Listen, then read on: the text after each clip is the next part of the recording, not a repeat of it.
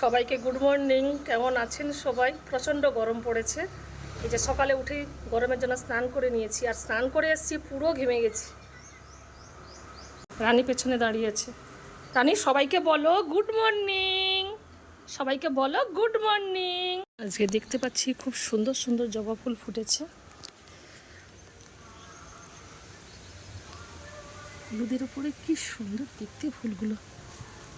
এখানে একটা অফ হোয়াইটের মধ্যে এই যে মেরুন কালার, কত বড় একটা টগর ফুলও ফুটেছে। এই যে ডবল টগর, কত বড় ফুলটা।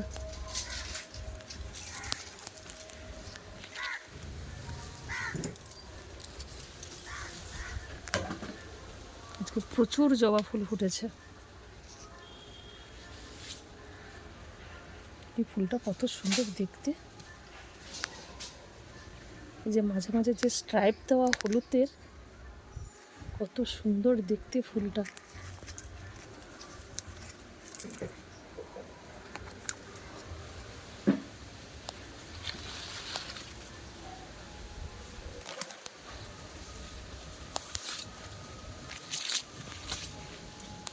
কয়েকটা বেল ফুলও ফুটেছে।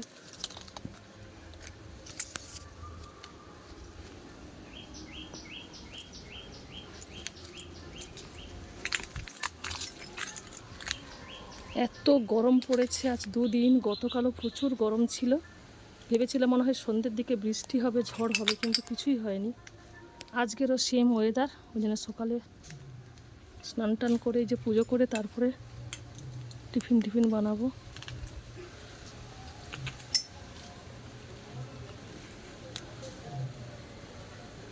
এই দুটো প্রজাপতি উড়ে বেড়াচ্ছে, কি সুন্দর।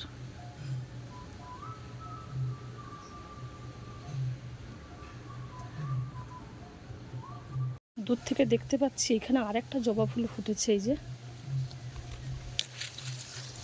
কালারটা কি সুন্দর।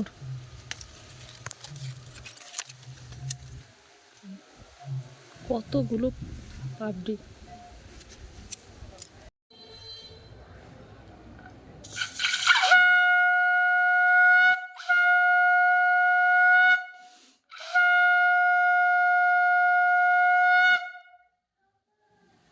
আলু ভাজা করছি, মুড়ি খাবো বলে। আর পাশে একটু ছোলা সিদ্ধ করছি। এখানে একটা ধানি লঙ্কার গাছ আছে, কয়েকটা লঙ্কা তুলবো, মুড়ি দিয়ে খাবো। প্রচুর ঝাল কিন্তু লঙ্কাগুলো।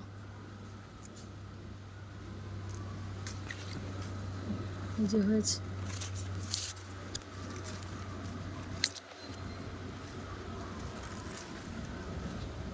অনেকগুলো তুলেছি।